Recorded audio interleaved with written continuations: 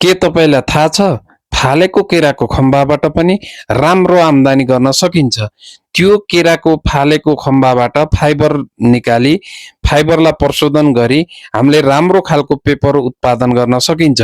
हामीले यदि गाउँघरतिर पनि फालेका केराको खम्बाबाट पेपर उत्पादन गर्न इच्छुक हुनुहुन्छ भने तपाईहरुले हाम्रो कम्पनीलाई सम्झिन सक्नुहुन्छ। सुलक्ष्मी इन्डस्ट्रीले यस्तै पेपरहरू उत्पादन गर्दै आइरहेको छ र उत्पादन भएको पेपर हाम्रो जति भए पनि हामी खरिद गरिदिनेछौँ र एग्रिमेन्ट सहित हाम्रो कम्पनीले तपाईहरुले उत्पादन गरेको पेपर खरिद गरिदिनेछ। अब तपाईहरुले देखिरहनु भएको छ दिदीले पेपर बनाउँदै हुनुहुन्छ। उहाँले बनाइसकेको पेपर कस्तो निस्किन्छ त एकचोटि हामी राम्रोसँग हेरौँ।